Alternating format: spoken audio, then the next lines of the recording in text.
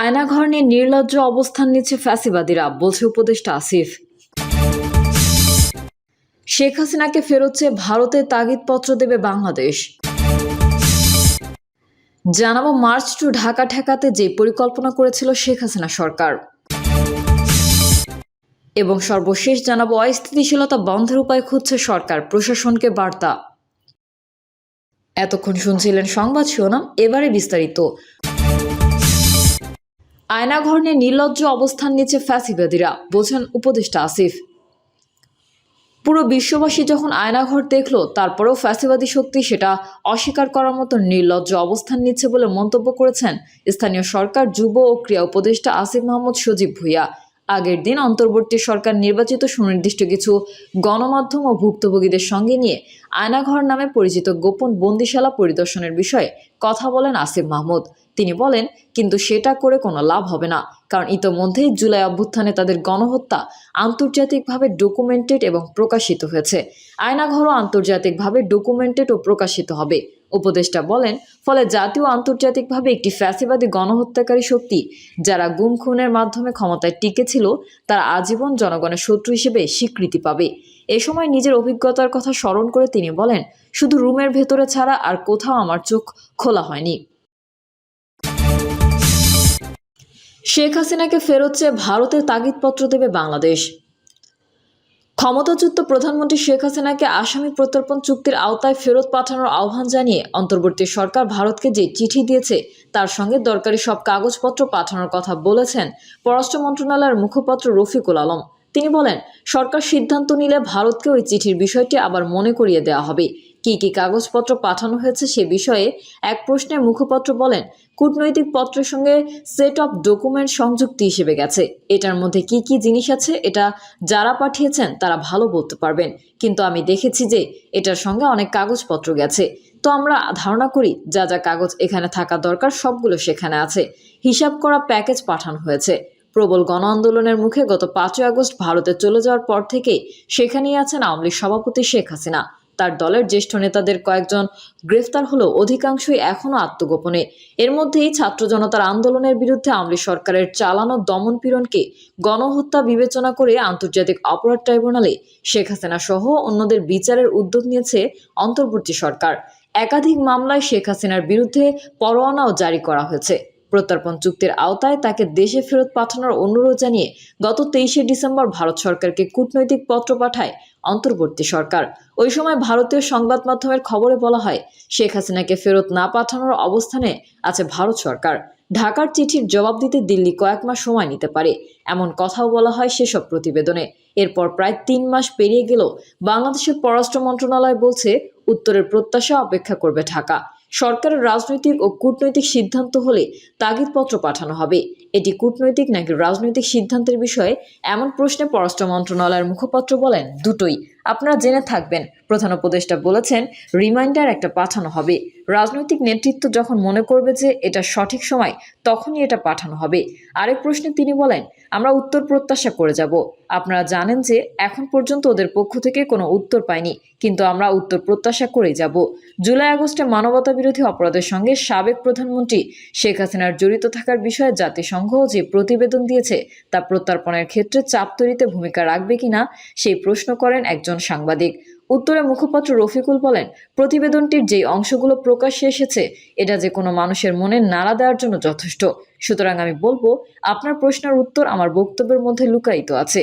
জাতিসংঘের প্রতিবেদনে ভারতের সঙ্গে শেয়ার করা হবে কিনা এমন প্রশ্নে তিনি বলেন, আমাদের দেশের বিষয়ে প্রতিবেদন ভারতকে কেন শেয়ার করা হবে? প্রকাশিত বিবৃতি প্রতিবেদনে সেখানে এখনই অনেক ক্লু আছে। কি করতে হবে বা কার দায় কী রকম, সেখান থেকে যে যার মতো করে নিজস্ব ব্যাখ্যা করে বলেন তাদের করণীয় যেটা আছে সেটা ঠিক করবে। শেখ হাসিনা দেশ ছাড়ার পর থেকে বাংলাদেশ ও ভারতের সম্পর্ক এক ধরনের টানাপোড়েনে চলছে। বিভিন্ন বিষয়ে পাল্টাপাল্টি বিবৃতি দেওয়ার পাশাপাশি পাল্টাপাল্টি কূটনীতিক তলব করেছে ঢাকা দিল্লি। এর মধ্যে সেপ্টেম্বরে নিউ ইয়র্কে জাতিসংঘের সাধারণ অধিবেশনের ফাঁকে ভারতের পররাষ্ট্রমন্ত্রী জয়শঙ্করের সঙ্গে বৈঠক করেন পররাষ্ট্র উপদেষ্টা তৌহিদ হোসেন। ডিসেম্বরে ঢাকা সফর করেছেন ভারতের পররাষ্ট্র সচিব বিক্রম মিস্ত্রি। মার্চ টু ঢাকা ঠেকাতে যে পরিকল্পনা করেছিল শেখ হাসিনা সরকার।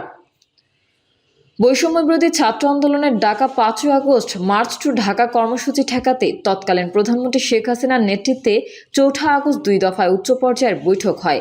বৈঠকে ছাত্রদের কর্মসূচি মোকাবেলায় আবারও কারফিউ জারি ও তা বলবৎ করা নিয়ে আলোচনা হয়। কিন্তু 5ই আগস্ট সকাল থেকেই সেনাবাহিনী জানতে পারে যে শেখ হাসিনার পতন নিশ্চিত, তবে পুলিশ বিষয়টি জানত না। তাই তারা সরকারকে রক্ষা করতে দিনভর সর্বাত্মকভাবে মাঠে ছিল। বাংলাদেশে 2024 সালের জুলাই আগস্টের আন্দোলন ও সহিংসতা নিয়ে জাতিসংঘের মানবাধিকার বিষয়ক হাইকমিশনারের দপ্তরের তথ্য অনুসন্ধানী প্রতিবেদনে এসব তথ্য উঠে এসেছে। প্রতিবেদনে বলা হয়, 4 আগস্ট সকালে তৎকালীন প্রধানমন্ত্রী শেখ হাসিনা জাতীয় নিরাপত্তা কাউন্সিলের বৈঠকে সভাপতিত্ব করেন। বৈঠকে অংশ নেন সেনা, বিমান, নৌ, বিজিবি, ডিজিএফআই, এনএসআই, পুলিশ ও পুলিশের বিশেষ শাখার প্রধানরা। বৈঠকে তৎকালীন স্বরাষ্ট্রমন্ত্রী, শিক্ষামন্ত্রী ও পররাষ্ট্রমন্ত্রীও ছিলেন। তারা মার্চ টু ঢাকা প্রতিরোধের জন্য আবারও কারফিউ জারি করে ও তা বলবৎ করার বিষয় নিয়ে আলোচনা করেন। ওই দিন সন্ধ্যার পর প্রধানমন্ত্রীর বাসভবন আরেকটি বৈঠক হয়। বৈঠকে প্রধানমন্ত্রী নিজে অংশ নেন। অন্য অংশগ্রহণকারীদের মধ্যে ছিলেন স্বরাষ্ট্রমন্ত্রী, সেনাবাহিনী, পুলিশ, র্যাব, বিজিবি ও আনসার ভিডিপির প্রধান, সশস্ত্র বাহিনী বিভাগের প্রিন্সিপাল স্টাফ অফিসার ও সেনাবাহিনীর কোয়ার্টার মাস্টার জেনারেল। জ্যেষ্ঠ কর্মকর্তাদের তথ্য মতে বৈঠকে সেনাপ্রধান ও অন্যান্য নিরাপত্তা কর্মকর্তা ঢাকা রক্ষার বিষয়ে আবারও প্রধানমন্ত্রীকে আশ্বস্ত করেছিলেন। বৈঠকগুলোতে অংশ নেওয়া ঊর্ধ্বতন কর্মকর্তাদের তথ্য মতে বৈঠকে একটি পরিকল্পনার বিষয়ে ঐকমত্য হয়েছিল যে প্রয়োজনে শক্তি প্রয়োগ করে বিক্ষোভকারীদের ঢাকার কেন্দ্রস্থল প্রবেশে বাধা দিতে পুলিশের পাশাপাশি সেনাবাহিনী ও বিজিবি মোতায়েন করা হবে। সেনাবাহিনী ও বিজিবি সাজোয়াজান ও সেনা মোতায়েন করে ঢাকার প্রবেশপথগুলো অবরুদ্ধ করবে। সেনাবাহিনী ও বিজিবি সাজোয়াজান ও সেনা মোতায়েন করে ঢাকার প্রবেশপথগুলো অবরুদ্ধ করবে, বিক্ষোভকারীদের প্রবেশে বাধা দেবে। অন্যদিকে পুলিশ উচ্ছৃঙ্খল জনতাকে নিয়ন্ত্রণ করবে। বৈঠকের পর স্বরাষ্ট্র মন্ত্রণালয় ঘোষণা দেয়, কোনো বিরতি ছাড়াই অনির্দিষ্টকালের জন্য কঠোর কারফিউ চলবে। আন্দোলনকারীদের সন্ত্রাসী হিসেবে আখ্যায়িত করে প্রধানমন্ত্রী একটি বিবৃতি দেন। তিনি দেশবাসীকে এই সন্ত্রাসীদের শক্ত হাতে দমন করার আহ্বান জানান। শেখ হাসিনার ব্যক্তিগত নিরাপত্তা বাহিনী স্পেশাল সিকিউরিটি ফোর্সের তৎকালীন মহাপরিচালক 5ই আগস্ট প্রথম প্রহরে বিজিবির মহাপরিচালককে পরপর 2টি হোয়াটসঅ্যাপ বার্তা পাঠান। সেই বার্তাগুলোর হার্ড কপি পেয়েছে OHCHR। এই হার্ড কপির তথ্য অনুসারে প্রথমটি ছিল একটি ফরওয়ার্ড করা সম্প্রচারিত বার্তা, যা আন্দোলনের নেতাদের বলে মনে হয়। এতে তারা ঢাকায় প্রবেশ পথগুলো সম্পর্কে আন্দোলনকারী ছাত্র জনতাকে জানিয়েছিলেন। দ্বিতীয় বার্তাটি প্রতিরক্ষা আদেশের রূপরেখার একটি ভিডিও রয়েছে বলে মনে হয়। এতে প্রতিরক্ষার প্রথম ও দ্বিতীয় লাইন, একটি তৃতীয় দূরপাল্লার ইউনিট, একটি ব্যাকআপ ইউনিট, একটি পশ্চাদাঙ্গের বাহিনীর কথা বলা হয়েছে। 5ই আগস্ট সকালে সেনাবাহিনী ও বিজিবির সদস্যরা মূলত দাঁড়িয়েছিলেন। পরিকল্পনা অনুযায়ী তারা তাদের উপর অর্পিত ভূমিকা পালন করেনি। জাতিসংঘের তদন্ত দলকে এক জ্যেষ্ঠ কর্মকর্তা সাক্ষ্য দিয়েছেন, সেনাবাহিনী যেই বাহিনী মোতায়েনের প্রতিশ্রুতি দিয়েছিল সেটা তারা মোতায়েন করেনি। আরেকজন জ্যেষ্ঠ কর্মকর্তা বলেছেন, বিজিবি প্রতি ঘন্টায় বিভিন্ন প্রবেশপথ দিয়ে প্রায় 10 থেকে 15,000 বিক্ষোভকারীকে ঢুকতে দিয়েছে, যা তাদের নিয়ন্ত্রণ করার কথা ছিল। তৃতীয় এক জ্যেষ্ঠ কর্মকর্তা তখনকার পরিস্থিতি স্মরণ করে বলেছেন, সিসিটিভি ফুটেজে 500 থেকে 600 বিক্ষোভকারীকে সেনাবাহিনীর বাধা ছাড়াই উত্তরা থেকে ঢাকার কেন্দ্রস্থলের দিকে আসতে দেখে তিনি বুঝতে পেরেছিলেন কিছু একটা গড়বড় হচ্ছে। চতুর্থ আরেক জ্যেষ্ঠ কর্মকর্তা ব্যক্তিগতভাবে প্রধানমন্ত্রীকে ফোন করে জানিয়েছিলেন, পরিকল্পনা অনুযায়ী কাজ হচ্ছে না। মার্চ টু ঢাকা থামাতে, বিক্ষোভকারীদের শহরের কেন্দ্রস্থলে পৌঁছাতে বাধা দিতে তখনও পুলিশের অনেক জায়গায় বিক্ষোভকারীদের উপর প্রাণঘাতী গুলি চালাচ্ছিল। তদন্ত দলকে পুলিশের এক কমান্ডার ব্যাখ্যা করে বলেছেন, সেদিন সকাল থেকে সেনাবাহিনী জানত শেখ হাসিনার পতন হয়ে গেছে, কিন্তু পুলিশ জানত না। তাই পুলিশ তখনও সরকারকে রক্ষা করতে সর্বাত্মকভাবে মাঠে ছিল। OHCHR বিভিন্ন এলাকায় পুলিশের গুলি করার ঘটনা নথিভুক্ত করেছে।